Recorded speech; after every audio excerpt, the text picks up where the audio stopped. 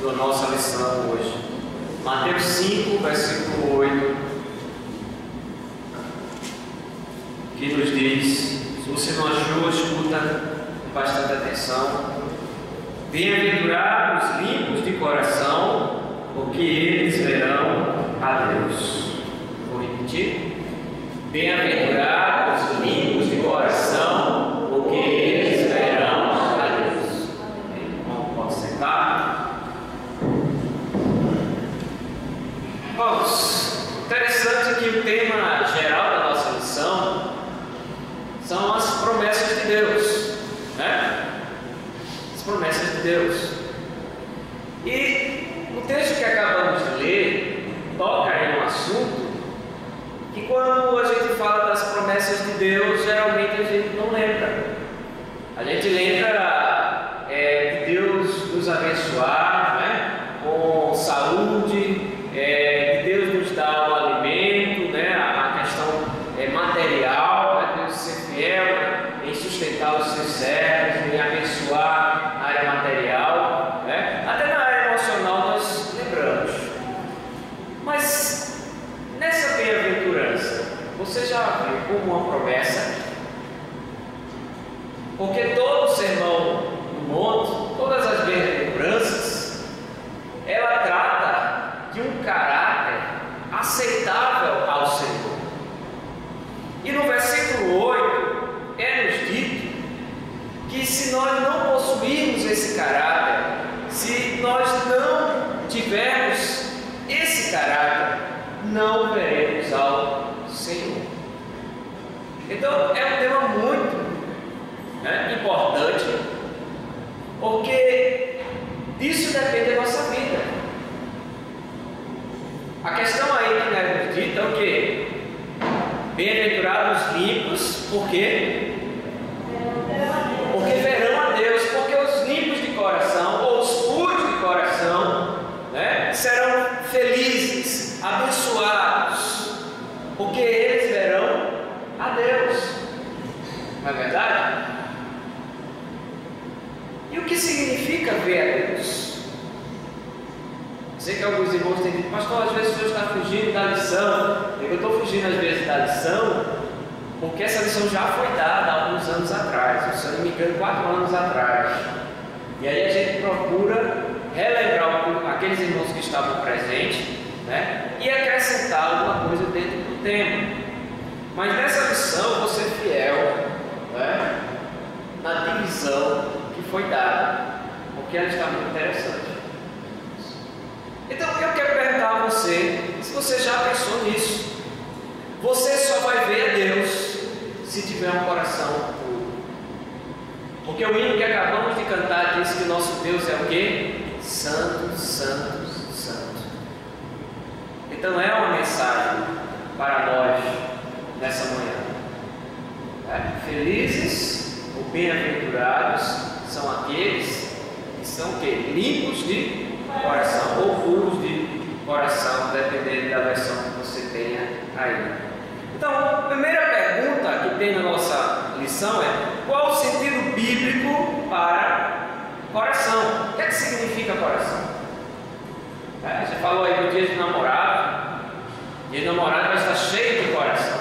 Nos dias de namorado, quando você escreve, né, para a sua namorada, faz um coração. Coração significa o quê? Amor, paixão, sentimento, né? No dia de namorados. Não é assim? Mas quando a Bíblia fala de coração, o que a Bíblia está falando? Será que é só dos sentimentos?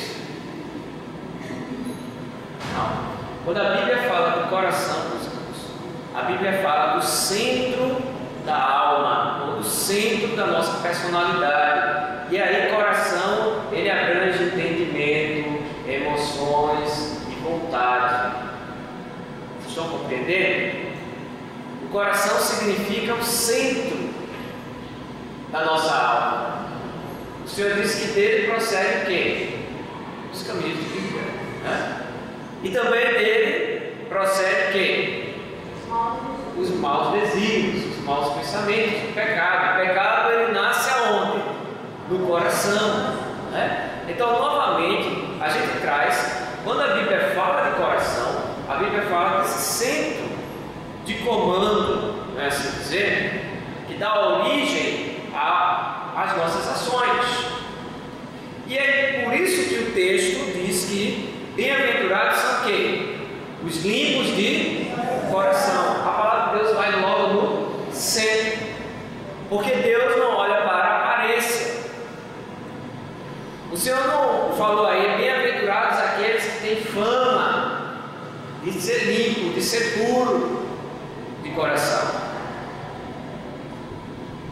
A Bíblia diz, bem-aventurados os puros de coração, aqueles que têm o centro da sua alma, a origem, a linha, o centro de comando da sua alma, puro, purificado. Então, coração não significa só emoção, sentimento. E eu já disse isso quando eu tratei dali a questão do amor, não foi? Se a gente acha que o amor é só sentimento, mas na Bíblia, amor não é só sentimento, amor é uma escolha. Não é? Uma escolha, o amor parte de onde? Do coração. E aí a gente vai tirar novamente, porque na nossa cultura, coração é só o que? Sentimento, paixão, aquilo que a gente sente com a nossa esposa, né? Nossa namorada, às vezes até a questão do filho, da mãe, questão do sentimento. Não é verdade? Porque o Dia das Mães, mais que a gente vê é o quê? Coração, cada coração desenhado, né? Os filhos desenham o coração, manda cartinha, manda desde na festa de idade tem coração. Na Bíblia não é só isso. A Bíblia, coração significa o centro de comando da nossa alma, de onde procede, né, todas as nossas ações, de onde procedem nossos pensamentos, né? Vocês estão compreendendo? E o interessante é exatamente o lugar que o mandamento do Senhor fala. Como é que podemos resumir os mandamentos? Em dois? Né? Em dois. O primeiro deles é qual?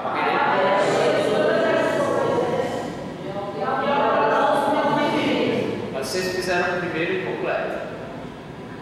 Amar a Deus de todo o quê? De todo o coração. Está lá. O trono de Deus, ele se encontra onde? No nosso coração. No nosso coração. A gente pode dizer na nossa mente, né? Por que no nosso coração? Porque para a Bíblia, o coração é o quê? O centro da nossa alma, o centro de comando. Ok? Então, quando você ouvir a palavra coração na Bíblia, você não lembre só de sentimento, mas você lembre que dele procede, né, todas as coisas da sua vida. E é importantíssimo, porque se você tiver um coração impuro, tudo será impuro. Mas se você tiver um coração puro, até o que é impuro, Deus purifica. Ok? Então, a primeira pergunta é essa: o que é que significa coração na Bíblia? O centro de comando, né? O centro da nossa alma, que envolve entendimento, vontade e sentimento. Tá certo? Então, lembre-se disso. A segunda questão é: o coração é a fonte de todas as nossas, o quê? Quem está com a lição aí? Dificuldades, né? É a lição 8, meus irmãos. O coração é a fonte de todas as nossas dificuldades. Olha, preste atenção: se o coração é o centro de comando da nossa vida, se é nele que se originam os nossos pecados. Preste atenção que é no coração que se originam os sentimentos malignos, os pensamentos, né, pecaminosos. É no coração também que se origina a vontade de quê? De pecar. Lembra que Tiago fala disso? Que a gente não deveria acusar Deus de pecado. Mas quando Tiago diz que a origem do pecado surge aonde? No coração. E o interessante é que a imagem dá, engravida de um monstro, e que logo após ela engravidar, passar todo aquele momento de gerar, no seu ventre, e quando dá a luz, o que é que acontece? O monstro devora a própria mãe. Então o pecado, ele tem origem no nosso coração, e quando nós o executamos, quando damos a luz a ele, ele gera o quê? A morte, ele nos devora. Por isso que na lição é nos dito que a origem de todas as nossas dificuldades, de todos os nossos problemas, se encontra no coração. Seja no nosso coração, meus irmãos, ou no coração do nosso próximo. A gente teve aqui uma mensagem do seminarista Tony, que falou acerca de como o pecado de um pode afetar alguém, a todos, porque somos um só corpo. É assim? Quando um cai em pecado, o corpo sofre. O meu pecado, ele afeta os que estão à minha volta. Ele não só me afeta, ele não só me gera problemas, mas ele gera problemas para os que estão à minha volta. Não é assim? E aí eu peguei o exemplo de quê? Do casamento. Por que essa geração disse que o casamento é um problema? Eu já disse, casamento, quem inventou o casamento, meus irmãos? Deus. O casamento nunca deve ser visto como um problema, porque o casamento é uma instituição divina. Foi Deus que instituiu, foi Deus que criou o casamento. E tudo que Deus fez, ele fez era o quê? Bom. Ele viu que Adão estava sozinho e criou para ele quem? Eva. E ordenou que eles fossem só, uma só carne. O casamento. Agora, por que o casamento se tornou um problema? Porque no casamento existem dois corações. E esses dois corações geram as suas próprias dificuldades. Eu digo que o casamento não tem problema se fosse dois santos perfeitos. Mas como é um casamento de dois pecadores, então é problema em dobro. Não é verdade? Porque se fosse um perfeito e o outro pecador, o casamento ainda não ia ser problema. Porque quem é perfeito, vós fortes suportai os fracos. Quem é perfeito, suporta o pecado do outro. Como Jesus, que é o nosso melhor exemplo. Jesus perfeito. Ele andou entre os pecadores. Vocês viram Jesus suportando o pecado dos homens.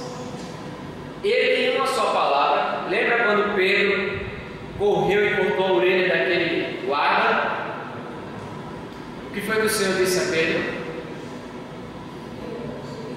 Se eu quisesse, eu pediria a meu pai e ele mandaria uma legião de anjos aqui para me defender. Jesus tinha poder, meus irmãos, a legião tem no mínimo entre 3.000 a 6.000.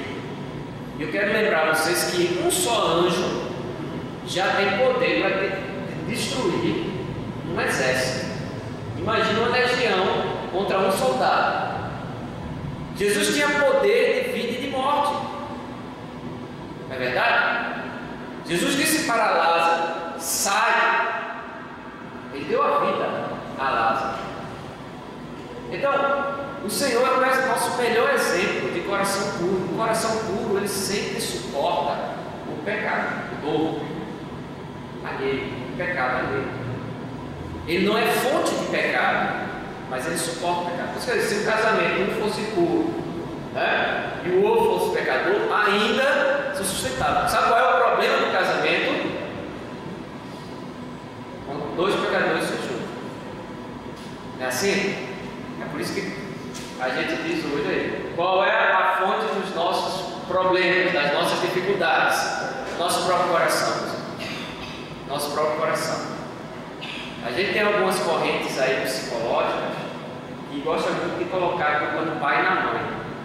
De vez em quando eu sento com o Fernando e diz: minha filha, nessa área aqui a gente só pode orar, porque não existe pai perfeito nem mãe perfeita. Por mais que nos esforcemos com os nossos filhos, nós sempre vamos falhar em alguma coisa. Sabe por quê? Porque ainda não somos perfeitos, ainda não fomos glorificados. Então às vezes a gente cuida de uma área e às vezes você super protege o seu filho e esquece de prepará-lo para o mundo. Aí depois que ele fica grande, ele começa a reclamar de quê? Não, porque minha mãe, porque meu pai nunca me deixou fazer isso, por isso que eu sou assim. Não é assim?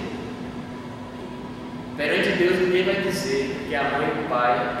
Mas pastor, por que o senhor disse isso? Porque algumas correntes psicológicas, né, muito divulgadas na nossa sociedade, gostam de colocar toda a carga de culpa dos nossos problemas em cima dos pais, né, em cima das outras pessoas.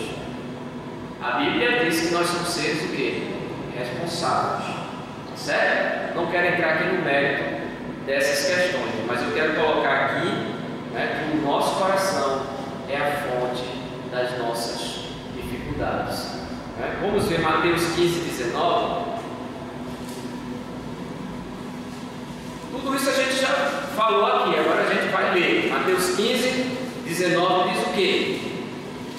Porque do coração procedem maus desígnios, homicídios, adultério, prostituição, furtos, falso testemunho, blasfêmia.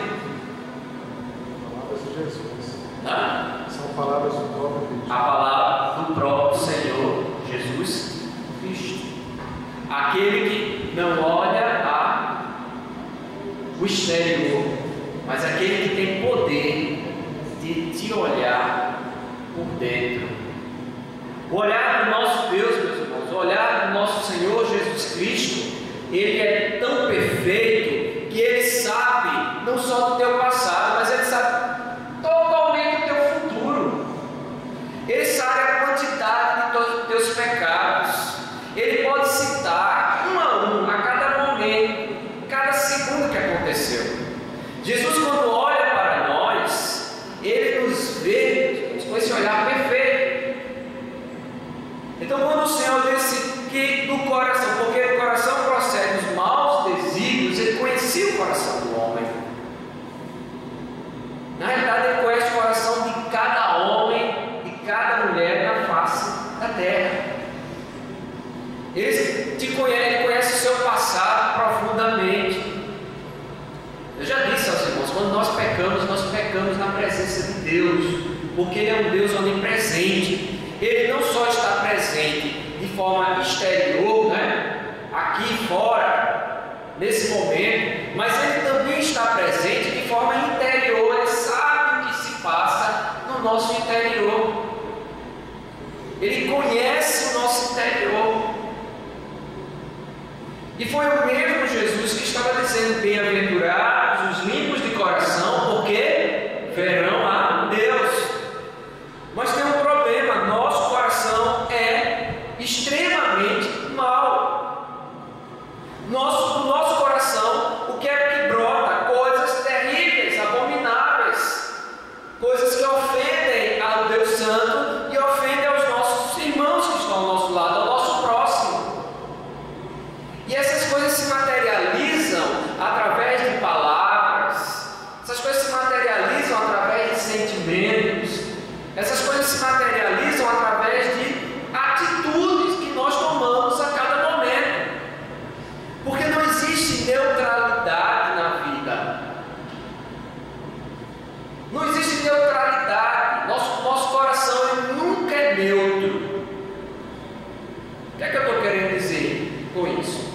Ou ele está fazendo bem, ou ele está fazendo mal. Ele nunca fica em cima do muro. Desde as coisas insignificantes até as coisas mais importantes. Nós podemos pecar, meus irmãos, de várias formas.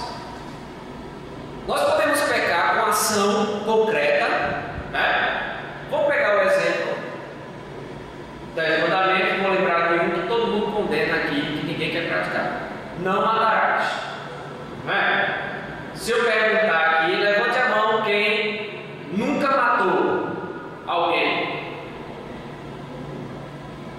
Ninguém levantou a mão? Alguns levantaram. Alguns. Se não levantou a mão, quantos anos penitenciários você foi pego ou você está confessando agora? Né? Eu quero dizer, meus irmãos, que o mandamento do Senhor começa do coração. E o Senhor foi muito claro nisso. Quando o Senhor diz: eu posso matar alguém concretamente em ação, em atitude, quando eu pego uma arma, né, e tiro ali a vida daquela pessoa. Mas antes de eu matar aquela pessoa concretamente, né, tirando a vida dela, lutando contra a vida dela, eu a matei aonde? No coração. Então Jesus não está interessado, quando ele diz bem-aventurados os limpos ou os puros de coração, aquele simplesmente, né, que vai aqui pegar a arma e não dá um tiro. Ele vai além. Porque no caso de matar aqui, todos nós já matamos alguém, ou várias pessoas. Todas as vezes que eu odeio alguém, eu mato. Porque o sentimento de ódio leva ao sentimento de, se você pudesse, né? Geralmente a gente tem aquela, se todos nós tivéssemos aquela visão do Superman, né? Aquela visão de raio. Na hora que você tivesse a raiva, tivesse aquela visão, não tem aquele olhar que você olha para a pessoa, você olha, eu não estou te enxergando. É assim que a gente diz? Eu não estou te enxergando. Meus irmãos, a gente está dizendo assim, se eu pudesse estar fulminado aí. Isso procede de onde? Do coração. Aí você pode dizer, mas pastor, mas quando isso aconteceu na minha vida, foi justo. Porque a pessoa me fez tanta raiva, essa raiva procede de onde? Do coração. Meus irmãos, a gente não tem direito de sentir raiva de ninguém. Você está entendendo? Eu vou separar aqui os sentimentos, porque é tudo muito juntinho, o nosso sentimento. E a gente gosta de se auto-justificar, né? O pecado da gente, em vez de a gente confessar e abandonar, a gente fica cuidando dele, justificando. Não, eu tenho esse pecado porque ninguém é perfeito, porque a carne é fraca. É uma série de palavrinhas que você fica dizendo para si mesmo, para você mesmo, não é? Eu quero dizer que, olha, nós não temos direito de sentir raiva de ninguém. Porque o Senhor Jesus Cristo disse que nós deveríamos amar quem? Aos nossos inimigos. E quem é o inimigo? Aquele que nos dá todo motivo para sentirmos ódio dele. E ódio é um grau mais elevado de raiva. Agora, pastor, mas não quer dizer que quando eu olho para um homem que, por exemplo, violentou uma criança, eu não posso sentir raiva dele? Não. Isso é um absurdo, pastor. Você sente indignação. Qual é o sentimento de indignação, meus irmãos? É aquele sentimento que clama por justiça, que está lá na bem-aventurado. Bem-aventurados são aqueles que têm sede e fome de quê? De justiça. São os que têm o seu coração indignado com as injustiças desse mundo. Então você não vai sentir raiva, é indignação. O próprio Deus sente indignação. Não tem coisas que são abomináveis aos seus olhos. Então essa indignação, esse sentimento de rejeição do pecado, aquilo que ele praticou foi tão abominável, tão terrível, que você sente uma indignação, uma sede de justiça, uma sede de que a justiça seja feita. Isso é diferente de raiva e de ódio. Isso é diferente de querer tocar fogo nele, fazer justiça com a própria mão, com as próprias mãos. Na realidade, você ora a Deus por ele, para que haja arrependimento. Se não houver arrependimento, que o Senhor o impeça de praticar outro mal. Porque às vezes nós cristãos temos essa confusão. Ou a gente parte para o lado do ódio, como o mundo faz, ou a gente parte para o lado da permissividade. Não, vamos ser bom. Ser bom significa ser permissivo. Não significa ser permissivo. Jesus não nos ensinou isso. Então a gente tem que orar por um ser desse, que ou ele se arrependa, ou a justiça de Deus venha sobre ele, para que ele não continue fazendo o mal que faz à sociedade. Por isso que ele tem que ser retirado da sociedade. Ele pecou, mas ele vai se arrepender. Se arrependeu do seu pecado, tudo bem, mas ele vai prestar contas lá na cadeia, mesmo crente. Tem muitos cristãos que se convertem na cadeia, na prisão. E Deus não tira a pena dele da cadeia, não. Eles vão ser crentes ali, na cadeia, porque ele deve a lei dos homens. Ok? Então, meus irmãos, vocês compreenderam que do nosso coração surgem os nossos problemas? O pecado. Porque é o pecado que nos traz separação entre nós e Deus. É o pecado que impede as nossas orações. É o pecado que nos afasta da leitura da palavra.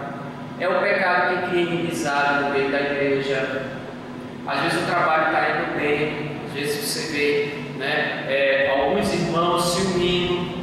O que Satanás faz? Começa a estimular o pecado no coração de cada um daqueles irmãos. E aí, qual é a coisa mais natural, comum que a gente encontra no meio, não só da nossa igreja, mas de todas as igrejas, de todo o corpo de Cristo? Não é? Qual é o pecado que passa desapercebido? Geralmente eu falo muito dele, a fofoca, que na Bíblia é chamada de maledicência. Falar mal do outro. Aí eu vou perguntar: quem nunca falou mal do outro, levante a mão. Na sua casa tem aquela plaquinha: nessa casa não se fala mal do irmão. Já ouviu essa plaquinha? Já viu? Às vezes não tem aí para vender, né? Uma plaquinha, um quadro, né? Um quadro. Nessa casa não se fala mal do irmão. Eu lembro de uma irmã que, quando chegava os crentes na casa dela, ela era crente também. Aí o que ela fazia? Virava a plaquinha. Jesus não olha o exterior, Jesus olha o coração. Aí parece engraçado, mas é uma coisa muito séria. Sabe por quê? Porque dentro da igreja Satanás consegue fazer com que a gente entristeça o Espírito Santo de Deus. Ele consegue que a gente contamine o culto ao Senhor. Hoje vamos ter um culto solene ao Senhor à noite, né? Vamos cantar os hinos. Vamos. Não adianta só as nossas vozes cantarem hinos. Não adianta a melodia que sai dos instrumentos musicais. Tudo isso é exterior. Porque bem-aventurados são os que cantam com o coração. É muito bom. Eu gosto. Uma das coisas que eu sempre gostei aqui da igreja do IPSEP é a harmonia. Bom, é a harmonia. Você vê, escuta aqui os cânticos, as músicas, os irmãos aqui tocam muito bem, graças a Deus por isso. Deus seja louvado, Deus deu o dom aqui da música, da voz, certo? E eu digo isso porque eu passei muito tempo numa congregação e nós não tínhamos esse aparato. Temos agora, graças a Deus, Deus levantou, os irmãos têm irmãos, mas no início nós não tínhamos. E a gente cantava com a voz. E você já imaginou, eu já não sou tão afinado. Com mais 15 ou 20 pessoas cantando, que também não são tão afinados, os visitantes ficavam olhando ali impressionados. Mas o que importava para nós era o quê? Que o coração estivesse em harmonia. A beleza do cântico não está no seu exterior só. É muito bom quando a gente encontra uma igreja que tem um coral. A gente foi ali para a encontro da CF, e tínhamos ali um coral. Fazia muitos anos que eu não escutava um coral. E é tão bonito o coral, na verdade, cantando. É muito bonito. A gente pode deixar de dizer que é bonito. Mas se a igreja não tem aquela harmonia do coral nas vozes, isso não significa que ela não vai adorar a Deus. Agora, se a igreja tem harmonia nas vozes, mas não no coração, sua adoração é impedida. Então, os E eu quero que nessa manhã você não olhe para o outro, porque o seu problema começa aqui. A começar dos problemas da nossa igreja. Você que faz parte da sociedade, você que faz parte do louvor, você que faz parte da sessão, faz parte da igreja, é membro da igreja. Igreja é o quê? Homens e mulheres glorificados. Não. Somos pecadores redimidos pelo sangue do Senhor, mas o pecado ainda está entre nós. Então, e o pecado procede de quê? Do coração do ímpio que está lá fora. Os pecados que nos perturbam dentro da igreja, meus irmãos, procedem de nós mesmos. Entendeu? Então, quais são os nossos problemas? O que procede do nosso coração? Sabendo disso, o que é que eu preciso fazer? Antes da gente partir para o próximo. Sabendo da importância que o coração tem para a nossa vida, o que é que eu devo fazer? Vigiar. Pastor, eu já ouvi isso várias vezes. Eu tenho que vigiar o meu coração. O que significa vigiar? Alguém pode dizer?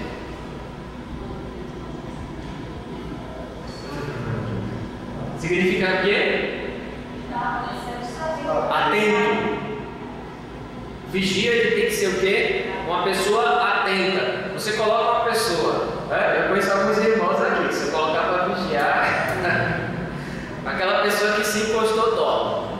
Já? Meus irmãos são assim, né? Você tem que escolher o vigia aquele que não dorme. É o meu caso. Eu acho que eu ia dar um bom vigia. Porque eu não posso ficar, qualquer coisa me deixa em alerta. A dificuldade é o peço para dormir. Então vigiar é você estar sempre o quê? Atento. Atento ao quê?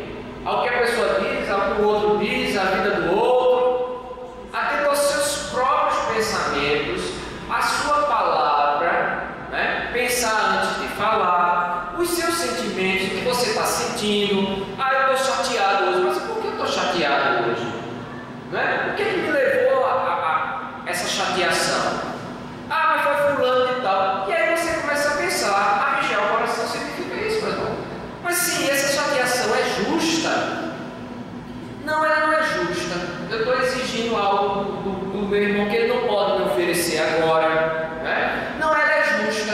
É justo eu estar chateado. O meu irmão realmente fez uma coisa ruim contra mim. Mas eu devo perdoar.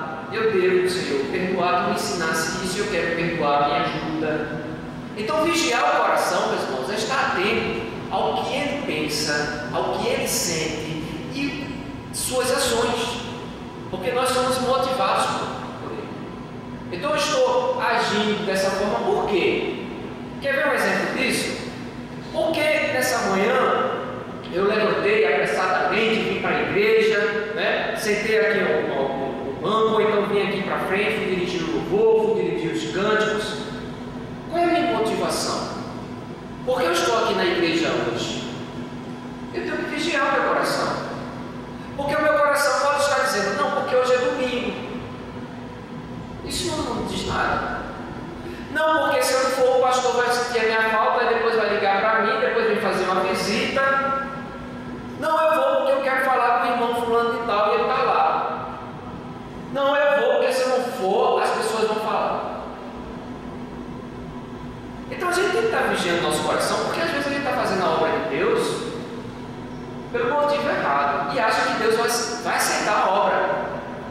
Vai não. Você só glorifica a Deus quando o seu coração tem esse propósito. Entenda isso. Eu venho para a igreja para glorificar a Deus. A minha motivação de estar hoje aqui é porque eu quero que o nome do Senhor seja exaltado na minha vida. Eu quero aprender a palavra para que meu coração glorifique ao Senhor. Qual é o fim principal de todo homem? meus irmãos? Qual é? Glorificar a Deus e gozar do Pai. Esta é a razão de todas as coisas que fazemos. Tudo é para o Senhor. Você sabe o significado da palavra consagração? Consagração na prática é fazer tudo para a glória de Deus. Não só o domingo, que é o dia do Senhor, o dia santo, qual você vem encontrar os irmãos, seus irmãos, nossos irmãos estão aqui, e glorificar a Deus na comunhão, porque Ele é glorificado quando estamos unidos, quando nos alegramos, nos vemos uns aos outros. Ele é glorificado. Ele é glorificado com os sentimentos. Que bom que vocês retornaram em paz do retiro espiritual. Que bom, a gente sentiu falta, passou um tempo, né? Ele passa um tempo sem se ver, sente falta. Que bom. Isso é um sentimento que glorifica a Deus. Mas no nosso trabalho, com os nossos familiares, aí fora, uma vida consagrada, que é um coração que deseja glorificar a Deus em todas as circunstâncias. Esse é o coração puro. Você está entendendo, meus irmãos? Esse é o coração bem-aventurado. É aquele coração consagrado que nas mínimas coisas ele quer exaltar a Deus. Ele se vigia. Ele está sempre atento. Por quê? Porque aqui ainda somos o quê? Assediados pelo pecado. Não é verdade? Então vem a pergunta: por que a pureza deve ser principalmente no coração? Eu já respondi, já. Porque o texto lá fala do coração. Porque é muito fácil enganarmos as pessoas com o exterior. Lembra do que o Senhor disse dos fariseus? E o que mais me impressiona quando eu leio os evangelhos, e eu digo me impressiona porque isso me gera muito temor. Os fariseus eram líderes religiosos, eram pastores, eram anciãos. Anciãos é uma outra palavra para presbítero. Era a liderança da igreja. E eu fico com o meu coração, né? Ele se derrete quando eu lembro disso. Porque o Senhor olhou para os fariseus. Eu não vi o Senhor olhar para outros e dizer isso. Vós sois sepulcros caiados. Eu não vi o Senhor Jesus Cristo dos evangelhos chamar ninguém de sepulcro caiado, a não ser a liderança religiosa daquela época. Por quê? Porque a coisa mais fácil do mundo é você enganar com o exterior. Sepulcro caiado, o Senhor usou uma ilustração terrível. Porque sepulcro já traz a ideia de quê? Morte. Mas quando você chega lá no cemitério, principalmente se você for lá como é que no particular, não tem um particular, vamos? No Parque das Flores, né? Principalmente no Parque das Flores, não é o público não. É aquele Parque das Flores. É Morada da Paz. Morada da Paz. Lá o nome é bonito, né? Morada da Paz. Você vai ver ali um sepulcro muito bonito, né? Tudo muito organizado. Às vezes você vê nos filmes, né? Aí fora, no exterior, você vê aquela plaquinha branquinha, às vezes de mármore. Mas o que o senhor estava falando, sepulcro caiado, é porque tinha uma pedra mesmo que era caiada, branca. Mas dentro estava o quê? Corrupção, tudo que era a podridão, o nosso corpo apodrecendo. E quem sentiu já o cheiro, né, da corrupção, a imundícia, né, que é o corpo apodrecendo, entende que o Senhor Jesus falou. E a mensagem: por fora, todo branquinho, parece que está limpo. Por dentro, quem quer abrir? Quem quer abrir? Verdade? Então, do nosso coração procede as correntes da vida e as correntes da morte. Aqueles dois caminhos. Aqueles dois caminhos. Então, por que o coração deve preocupar se o coração é puro? Porque se meu coração for impuro, ele vai contaminar o meu corpo, vai contaminar os meus olhos, vai contaminar as minhas obras, ele está contaminando tudo. Nem o meu culto vai ser agradável ao Senhor.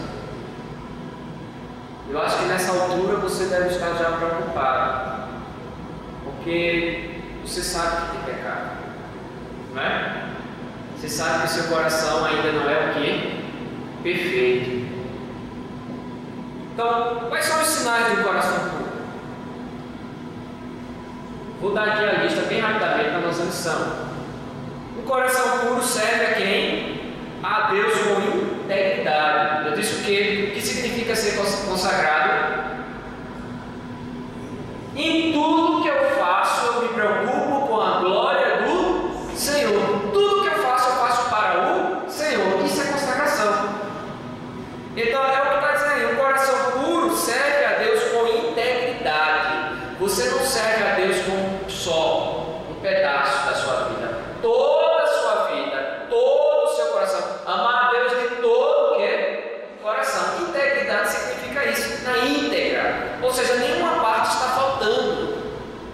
Você serve a Deus com todo o seu ser.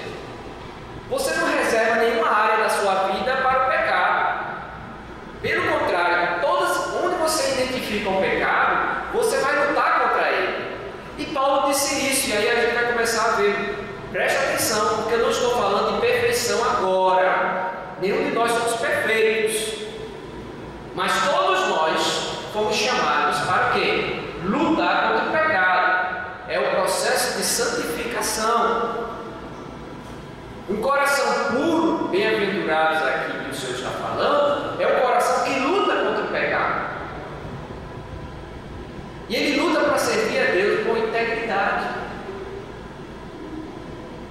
A gente tem que despertar para isso. Eu tenho que lutar contra o pecado. Eu não posso estar, meus irmãos, com o pecado na minha vida, habitando na minha vida, e eu de braços cruzados, só olhando o pecado, como se Deus fosse fazer alguma coisa. Porque os presbiterianos têm isso: eu sou eleito, não perco minha salvação, então eu vou fazer o quê?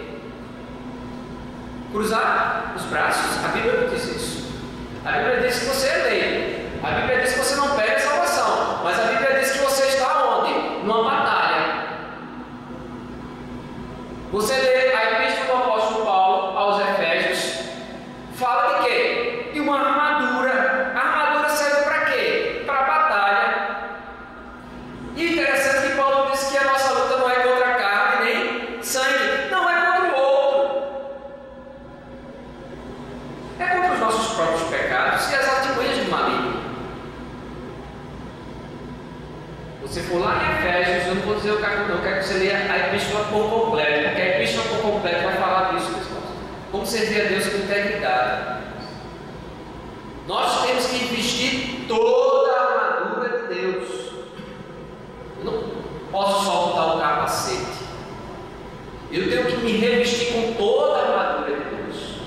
E tem crente aí que está dormindo na batalha, adormecido. Ele nem sabe o que está ao seu redor, o que está acontecendo ao seu redor. A batalha está ao seu redor. Então, um sinal do coração puro é um coração que serve a Deus com integridade. Tudo que ele faz para a glória de Deus. Ele não importa se as pessoas vão perceber, se vai receber elogio, se vai ser reconhecido. O que ele quer é que o nome do Senhor Jesus seja exaltado. Aquilo que João Batista nos ensinou quando os seus discípulos voltaram: mas aquele qual tu batizaste está reunindo mais discípulos do que tu. E qual foi a palavra de João? Importa que ele cresça e eu diminua. Esse sentimento de que o Senhor cresça na minha vida, que o Senhor seja glorificado, não importa se as pessoas não vão olhar para mim, importa que eles olhem para Cristo. Tudo que eu faço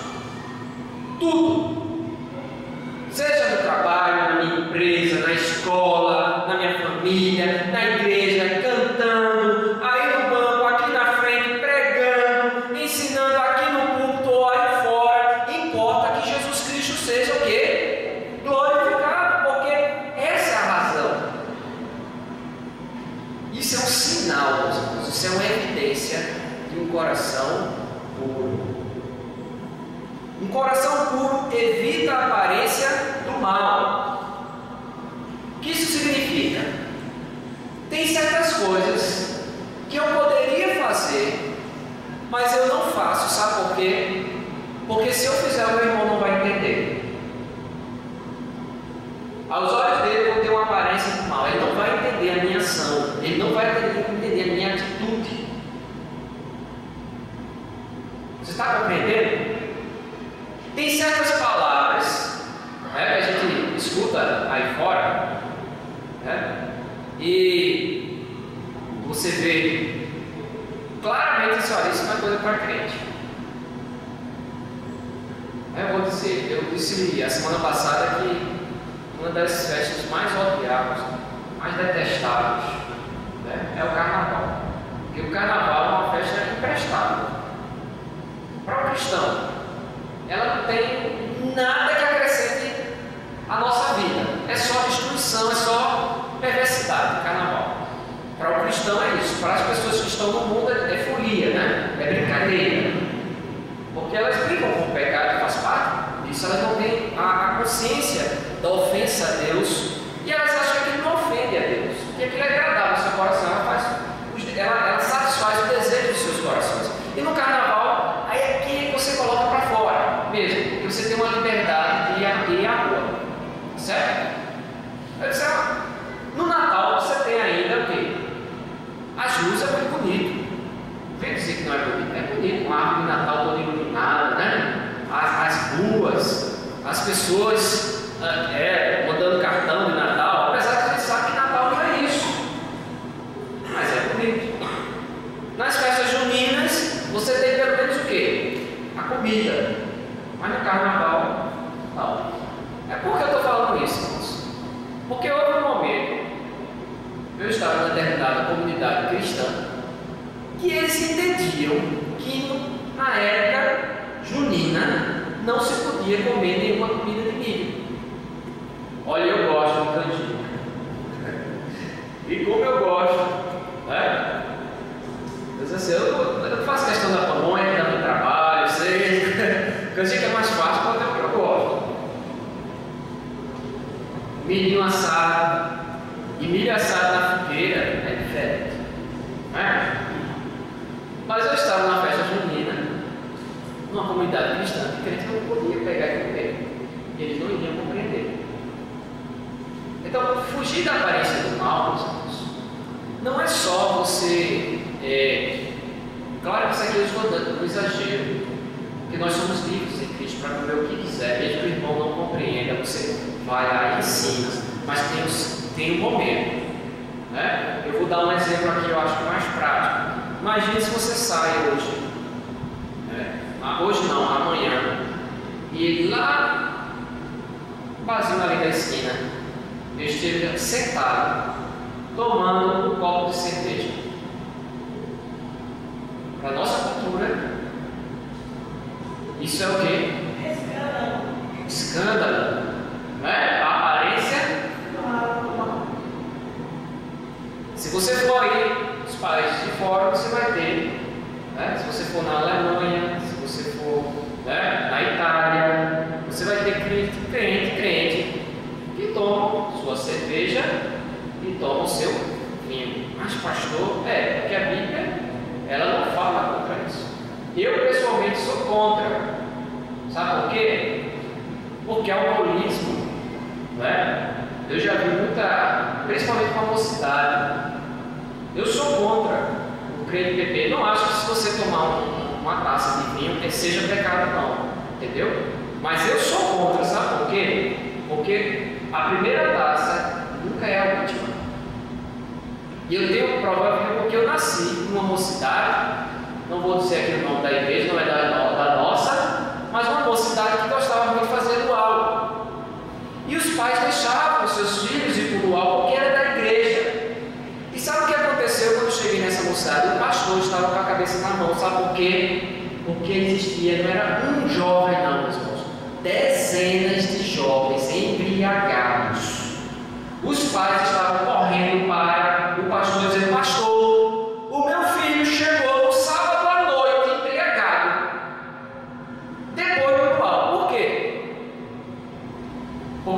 igreja não se achava nada demais tomar uma taça de vinho.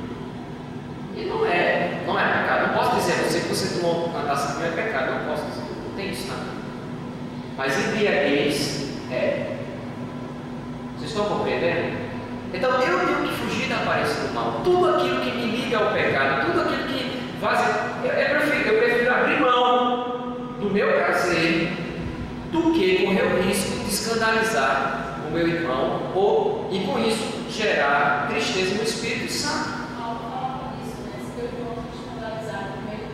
Isso, deixe de comer. É nesse sentido. A gente tem que ensinar, né, os meninos na fé. Mas é porque ele é menino, eu vou poder fazer as coisas na frente dele, precisa escandalizar e dizer assim, filho? Não. O coração puro, ele tem cuidado com os pequeninos, com aqueles que são meninos na fé. E se possível, ele abre mão até daquilo que ele gosta, para que o nome de Deus seja glorificado no menino na fé. Você está entendendo? É um sinal, meus irmãos, de termos o coração. Ok? A gente vai deixar a segunda parte para o próximo domingo, mas eu queria já fechar, né? Vai ficar aqui. O que significa pureza de coração? Aí eu quero detalhar mais ainda. Eu quero trazer a coisa para a prática. Como é que você é puro no dia a dia? Você está entendendo? Então o que foi que nós aprendemos hoje? Primeiro, que o coração é o centro da nossa alma. Envolve entendimento, sentimento, emoção. Ok? Segundo, todos nós o quê? Precisamos fazer o que com o nosso coração? Vigiar. Porque ele ainda tem o quê? Pecado. E o que significa vigiar? Todos os dias eu estar, meus irmãos, olhando, um olho na palavra e outro olho aqui. Às vezes você lê a Bíblia assim, né? Um olho na Bíblia e um olho no irmão. Um olho na Bíblia e um olho no irmão. É? Sim? A Bíblia não é ser lida assim, não. É um olho na palavra e o outro olho aqui. Vocês estão entendendo? Vigiar. Meu Deus, por que eu estou chateado com fulano? Por que eu estou sentindo esse sentimento? Senhor, que tipo de conversa eu estou tendo com o meu irmão em Cristo, quando eu me reúno com o meu irmão em Cristo? Que tipo de conversa eu estou tendo com os meus amigos? Será que aquela conversa, não, porque às vezes a gente tem aquela chamada, né? Conversa com capa santa. Já ouviu falar dessa conversa com capa santa? Você chega muito preocupado com o outro, fulano, eu estou muito preocupado com o Beltrano está em pecado. Sabe o que ele está fazendo? Olha, ele está fazendo assim, rapaz, quem diria? A gente precisa orar por ele. Precisa orar por ele, mas eu não acredito que ele teve coragem de fazer isso. É a cara de pau, porque domingo de manhã ele está aqui. Mas a gente precisa orar por ele. Eu estou só falando isso para você orar. Aí você pergunta a essa pessoa: você já orou por ele hoje? Não. Eu não sei, a pessoa que ouviu não sabe, mas Deus sabe. Porque Deus olha para o coração. Então, meus irmãos, a primeira coisa, uma coisa mais difícil, né? E o Senhor deixou isso tão claro. Eu não tenho palavras assim, para descrever a sabedoria de Jesus Cristo. Quando eu leio o Evangelho, eu me surpreendo. Porque Ele é o melhor professor que existe em toda, né, face da história humana. Né? Não há maior sabedoria do que a de Jesus. Isso é muito claro. Jesus, quando está querendo saber disso, a boca fala que o coração está cheio. Meu irmão, essa frase resume tudo que a gente está discutindo aqui de uma forma tão clara, tão evidente. A minha boca fala que o meu coração está cheio. Então, se eu estou vigiando o meu coração, eu tenho que ouvir o que eu estou falando com as pessoas, com as outras pessoas. Porque se eu controlar a minha boca, eu vou estar controlando também o meu coração. Faça o teste drive.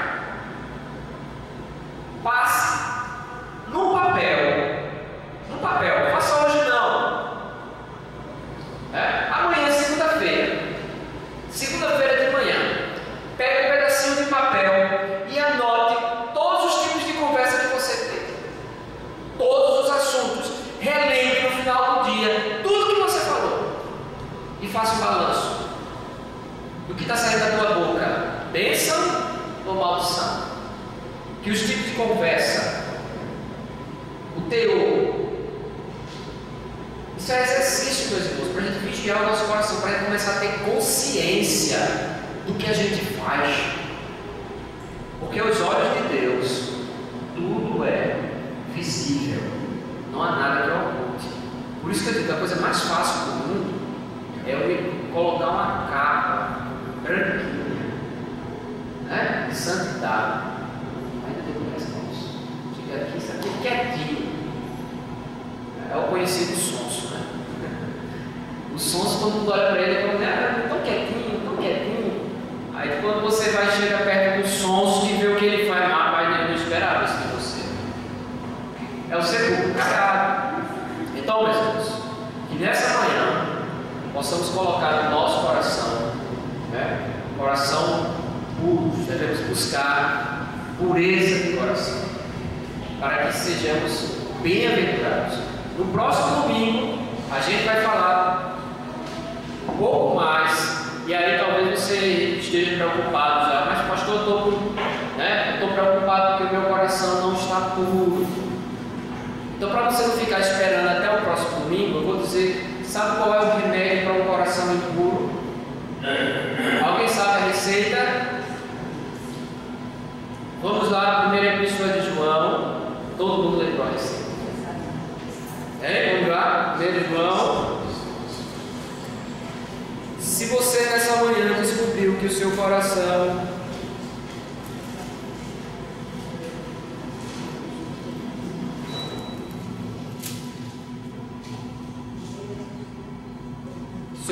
não está puro, vamos ler o versículo 5 até o capítulo 2, verso 1. 1 João, capítulo 1, verso 5, que diz: esta é a mensagem que dele ouvimos e vos anunciamos, que Deus é luz e não há nele treva nenhuma. Se dissermos que temos comunhão com ele e andarmos nas trevas, mentimos e não praticamos a verdade. Mas, se andarmos na luz, como ele na luz está, temos comunhão uns com os outros, e o sangue de Jesus Cristo, seu Filho, nos purifica de todo pecado. Qual é a forma para purificar o nosso coração? O sangue de Cristo, fé no sacrifício de Cristo, fé na substituição. Cristo morreu pelos meus pecados. Fé significa o quê? Confiança. E o sangue de Cristo purifica de todo o pecado. Verso 8: se dissermos que não temos pecado, enganamos a nós mesmos. Se você ouviu essa mensagem e achou que o seu coração não tem pecado, é porque você está se auto-enganando, ou então, melhor dizendo, não está vigiando como deveria. Está dormindo em algumas áreas, porque todos nós temos pecado para ser confessados. E não há verdade em nós. Verso 9, olha a forma, novamente, que é purificar o coração. Se confessarmos os nossos pecados, ele é fiel e justo para quê? Nos perdoar os pecados e nos purificar de quê? De toda injustiça. Se dissermos que não pecamos, fazemos um mentiroso e a sua palavra não está em nós. Meus filhinhos, estas coisas vos escrevo para que não pequeis. E se alguém pecar, temos um advogado para com o Pai, Jesus Cristo, justo. Quer purificar o teu coração? Se arrependa dos pecados que você já tem entendimento. Quer purificar o seu coração? Faça um rastreamento, uma busca na sua vida de pecados que ainda estão lá, que você está convivendo com ele. E ao identificá-lo, eu vou dizer, não é sozinho não, porque sozinho você não vai achar nada. Você tem que pedir ajuda de alguém. Não é do seu pastor, não é do seu irmão que está do lado. É em oração em espírito. O Espírito de Deus é você dizer para o Senhor: Senhor, eu quero ser agradável a Ti, eu quero ter um coração puro. Mostra-me o meu pecado. Agora eu digo uma coisa, meus irmãos. Deus vai mostrar o seu pecado. E o conselho que eu te dou, que quando Deus mostrar o seu pecado, você faça o que João está dizendo. Arrepende. E arrependimento significa o quê? Você não mais ama aquele pecado, você quer se ver livre dele, é um sentimento de rejeição. Mas arrependimento não é só sentimento, há uma questão de vontade. Você não quer mais fazer aquilo. Mas arrependimento não é só sentimento e vontade, tem aí a ação, a concretização, o abandono daquela prática. E aí que está a chave. Às vezes nós temos o sentimento, às vezes nós temos a vontade, mas paramos por aí e o pecado continua lá. Não é verdade? Então, qual é o conselho que a palavra de Deus nos diz? O próprio Senhor Jesus Cristo disse: se teu olho te faz pecar, o que é que tu deve fazer?